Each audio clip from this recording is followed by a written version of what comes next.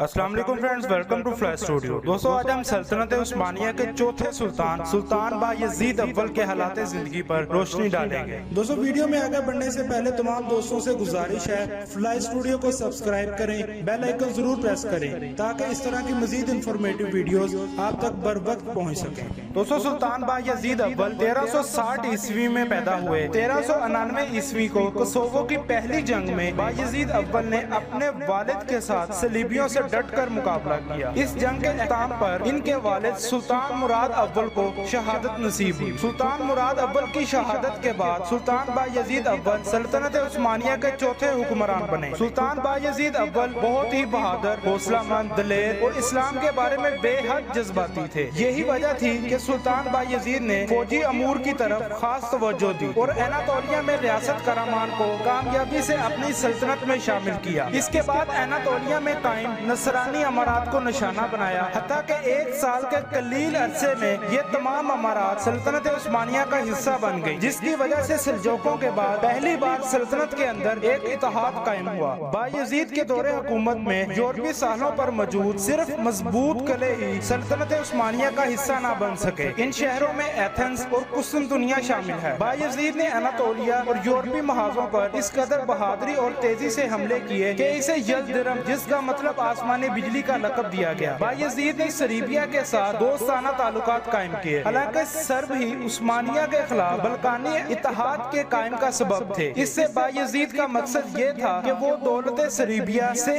اپنے اور ہنگری کے درمیان ایک دیوار کا کام لیں، اور بایزید ایک ایسے حلیف کی ضرورت محسوس کرتا تھا جو ایشیائی کوچک کی اسلامی ترکی سلجوقی امارات کے بارے میں اس کی نئی عسکری پالیسی میں اس کے کام آ سکے۔ اس لیے بایزید نے سریبیا والوں سے اس بات پر اتفاق کر لیا کہ شاہ لازاد جو کوسوو میں قتل ہو گیا تھا، اس کے دونوں بیٹے دربوں پر حکومت کریں اور سلطنت عثمانیہ کے ساتھ دوستی کے تعلقات قائم کریں اور جزیہ دیں۔ اس کے علاوہ سپاہیوں کی مقررہ تعداد مہیا کریں جو جنگوں میں ایک الگ یونٹ کی صورت میں سلطان کی فوج میں شامل ہوں۔ اس معاہدے کو مضبوط کرنے کے لیے سلطان نے شاہ لازار کی بیٹی سے شادی کی۔ اس کے بعد 1393 عیسوی کو بایزید بڑی تیز رفتاری کے ساتھ بلغاریہ کی طرف بڑھا اور اسے کامیابی کے ساتھ فتح کیا۔ بلغاریہ کے عمل میں آنے کے بعد پورے یورپ میں کوہرام مچ گیا۔ تمام تر یورپی طاقتیں بایزید کے رعب اور دبدبے سے کانپنے لگیں۔ 1394 عیسوی میں ہی سلطان بایزید اول نے البانیہ کے علاقے فتح کیے۔ دوستو اس کے بعد صلیبی مسیحی فوجوں نے آپس میں اتحاد کر لیا اور بلقان سے عثمانیوں کا نام و نشان مٹانے کی کوشش کرنے لگے۔ اس اتحاد میں بہت سی سلطنتیں، جن میں جرمنی، فرانس، انگلستان، اسکاٹ لینڈ، سوئٹزرلینڈ اور اٹلی کے بعض امارات شامل تھی۔ یہ سلطنت عثمانیہ کے خلاف 14ویں صدی عیسوی کا سب سے بڑا اتحاد تھا۔ صلیبی حملے میں تقریباً 12 لاکھ جنگجوؤں نے حصہ لیا۔ اس کے بعد 1396 عیسوی میں صلیبی فوجیں ہنگری کی طرف بڑھیں، لیکن سپہ سالاروں اور سرداروں کے درمیان جنگ سے پہلے ہی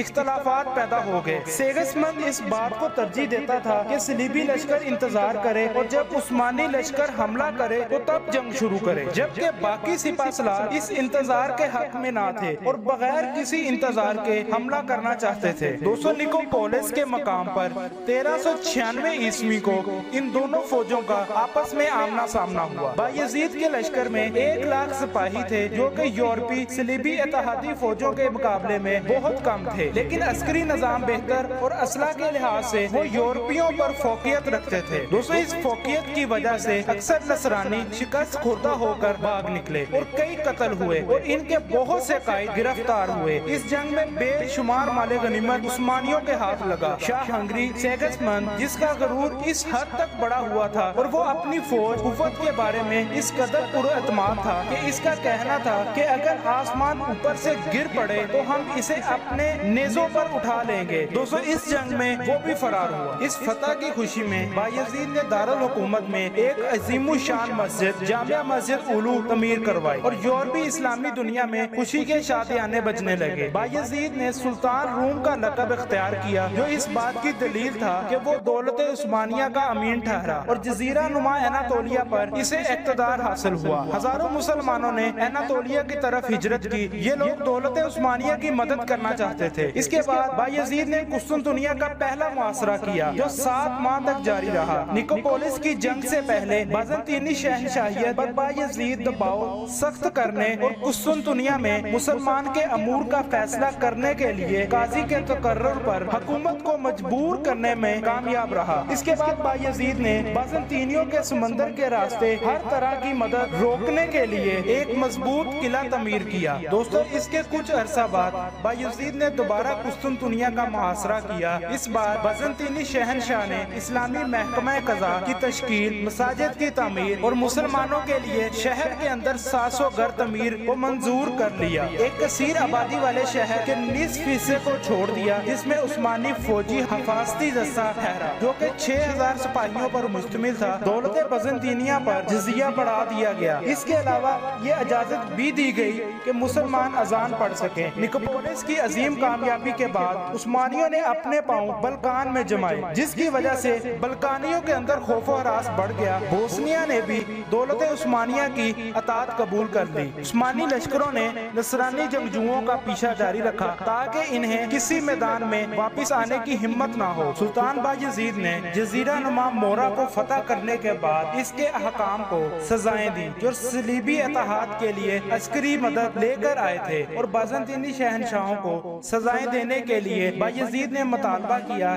کہ وہ قسطنطنیہ اس کے حوالے کر دیں۔ دوستو جب یہ معاہدہ آگے بڑھ نہ پایا تو 1399 عیسوی کو سلطان بایزید نے قسطنطنیہ کا دوبارہ محاصرہ کیا۔ یہ محاصرہ 1401 عیسوی تک جاری رہا، جس کے دوران بازنطینی حکمران شہر چھوڑ کر فرار ہو گئے اور قریب تھا کہ شہر مسلمان افواج کے ہاتھ آ جاتا۔ یورپ اس انتظار میں تھا کہ آج یا کل کسی بھی وقت اس قدیم دارالحکومت کا سقوط عمل میں آتا کہ سلطان ایک نئے خطرے سے نمٹنے کے لیے محاصرہ اٹھا کر مشرقی علاقوں کی طرف روانہ ہو گیا۔ اس کے بعد وسط ایشیا کا جنگجو حکمران تیمور مقامی حکومتوں کو زیر کر کے ایک وسیع سلطنت قائم کرنے میں کامیاب ہو گیا۔ تیمور اور سلطان بایزید کے درمیان چپکلش میں مختلف عوامل اور اسباب کار فرما تھے، جن میں اہم ترین عراق کے وہ امیر جن کے علاقوں پر تیمور نے قبضہ کر لیا تھا وہ سلطان بایزید کے ہاں پناہ گزیر تھے۔ اسی طرح ایشیا کوچک کے بعض امراء نے آ کر تیمور کی پناہ لے لی، اور دونوں جانب سے پناہ لینے والے یہ امراء تیمور اور سلطان بایزید کو جنگ پر اکساتے رہے۔ اس کے علاوہ نصرانیوں نے تیمور کو اکسایا کہ وہ بایزید پر حملہ آور ہو کر اس کا خاتمہ کر دیں۔ دونوں حکمرانوں کی طرف سے ایسے خطوط تحریر کیے گئے جن میں ایک دوسرے کی تصحیح کی گئی، جس نے جلدی پر تیل کا کام کیا، اور سب سے بڑھ کر یہ دونوں حکمران اپنی سلطنت کو وسیع کرنا چاہتے تھے اور ان کی سرحدیں ملتی جلتی تھی۔ یہی وجہ ان کی چکلش کا باعث بنی۔ تیمور اپنے لشکر کو لے کر آگے بڑھا اور سواش پر قبضہ کر لیا اور شہر کے محافظ لشکر کو شکست دی۔ سلطان بایزید ایک لشکر لے کر 1402 عیسوی کو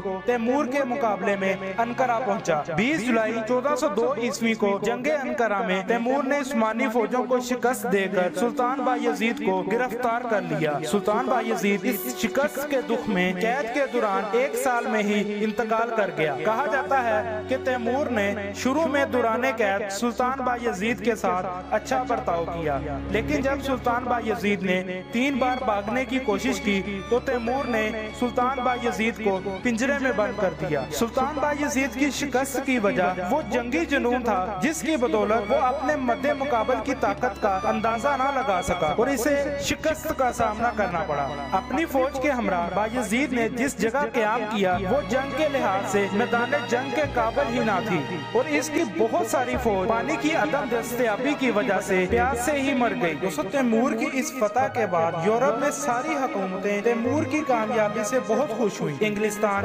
فرانس، قشتالہ اور قسطنطنیہ کے بادشاہوں نے تیمور کو مبارکباد دی، اور یورپوں کو یقین ہو گیا کہ عثمانی خطرات جن سے وہ ڈر رہے تھے ہمیشہ کے لیے ٹل گیا۔ سلطان بایزید کی شکست کے بعد تیمور نے غزنی اور دوسرے کئی شہروں پر قبضہ کر لیا۔ دوستو اس کے بعد کیا ہوا اور امیر تیمور نے کن کن علاقوں پر قبضہ کیا، اس پر تفصیلی ویڈیو انشاءاللہ جلد فلائی اسٹوڈیو پر اپلوڈ کر دی جائے گی۔ دوستو سلطان بایزید اول نے جب تخت سنبھالا تھا تو سلطنت عثمانیہ کا رقبہ تقریباً 5 لاکھ مربع کلومیٹر تھا۔ انقرہ کی جنگ سے پہلے سلطنت عثمانیہ کا رقبہ 9,42,000 کلومیٹر ہو چکا تھا، جبکہ بلکان میں 4,42,000 مربع کلومیٹر اور اناتولیا میں 5 لاکھ مربع کلومیٹر کا का रकबा शामिल था। तो दोस्तों आज की वीडियो आपको कैसी लगी कमेंट बॉक्स में अपनी राय का इजहार जरूर कीजिएगा। अगर आपको ये वीडियो अच्छी लगी है तो इसको लाइक करें, दोस्तों के साथ शेयर करें, फ्लाई स्टूडियो को सब्सक्राइब करें और बेल आइकन जरूर प्रेस करें ताकि इस तरह की मजीद इंफॉर्मेटिव वीडियोस आप तक बर वक्त पहुंच सकें।